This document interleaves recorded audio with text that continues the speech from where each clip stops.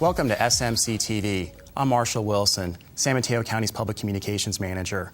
For more than a year, San Mateo County officials have searched for a site to replace the outdated and overcrowded women's jail. That search has identified 7 possible locations. Today, we'll hear how the sites were selected and learn about the next steps in the process, beginning with 2 upcoming public meetings. I'm joined by Lieutenant Debbie Bazan of the San Mateo County Sheriff's Office. I'm Bob Livengood of the Jail Planning Unit. Thanks for joining me today. Thank you. Lieutenant, let's start at the beginning. Why does San Mateo County need to replace the women's jail? Well, the women's facility located on Maple Street was actually opened in 1980. It's rated for only 84 women, and it's not uncommon at a daily average population that facility reaches 130. Most facilities, what you'd like to do is have them reach their 30-year birthday. That facility is about to approach that birthday. In addition to, the facility's been overcrowded for most of its life, which accelerates the age of a facility. So in addition to the overcrowding, the facility in need of great repairs, we're unable to do some of the programs that we'd like to do. There's one particular day room that's used for not only programs, but to feed inmates, to try and do some vocational training. So it's very difficult, very difficult. So if you're trying to get these women in, of course you only have them for a brief amount of time, and kind of on that road to perhaps recovery or counseling or something, there's really very little room for that. Very little room. And also in building a new women's jail, there's talk about relieving overcrowding in the men's jail as well, correct? Right, that's correct. The men's facility is rated for 688. It was opened in '94, and it's not uncommon that that facility, the daily population on that facility is, what would you say, Bob? Anywhere from 950 to 1,000 inmates a day. Right, so there's quite a bit of crowding there as well. Yeah, and I think one of the things that we get asked a lot as we go out in the community and we talk to folks about building a new jail is, why are you building a new jail already when you just opened McGuire only 15 years ago? And one thing the public doesn't know a lot about is, when we opened McGuire in 1994, we closed the jail that we had on the 4th floor of the Hall of Justice. So while we built 528 new beds, we lost about 300 simultaneously. So we really didn't build a lot of new capacity into our system in 1994.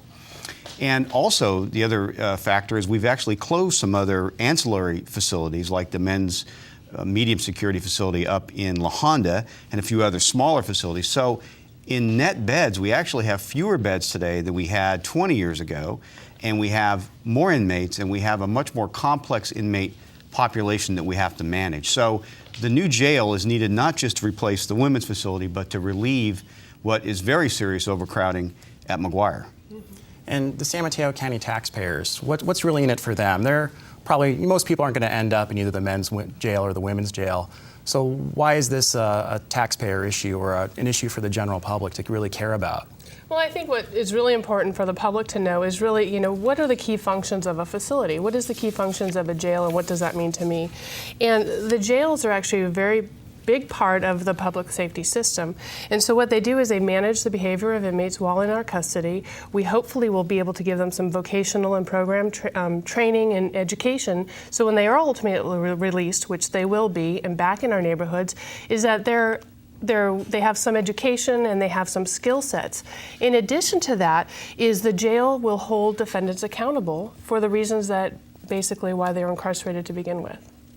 And in that point, there's always a concern, I would guess, that if it's overcrowded, a judge or someone could order the release of inmates.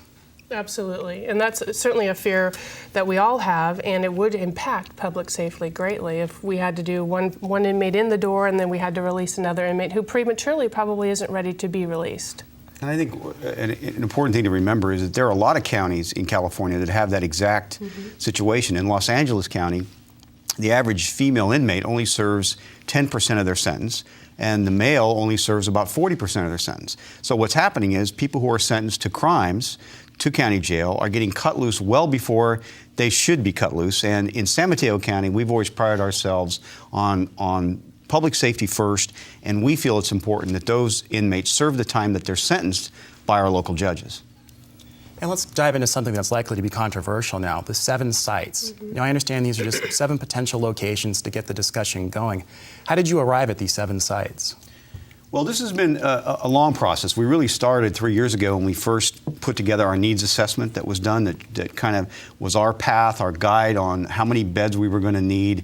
And then we moved into an outreach program where we partnered with our real property folks in the county, and they came up with a list of potential sites that were both county-owned and some privately owned, and that created a list. And then the sheriff actually went out and advertised for new sites from people in the private sector who wanted to suggest certain locations. So altogether, we ended up with a list that had almost 30 locations on it. From there, we began to do our due diligence and look at the different locations, and we began to eliminate those that didn't make any sense because they were too small, they were in the wrong place, or there was a number of reasons why they no longer were appropriate. And after all of that, we got down now to what we consider to be 7 viable sites where a new replacement jail could be built. And those are essentially along the 101 corridor. And why are you focusing along that 101 corridor area?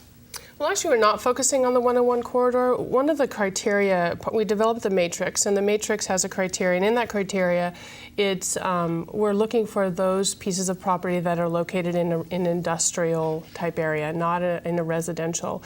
And we do have some of the properties on that list that are not on the 101 corridor. It really didn't factor in at all. I think it was maybe just a coincidence. And how important is location? I know some people have talked about, well, just put them out in some rural area, but that doesn't really work for quite a number of reasons, right?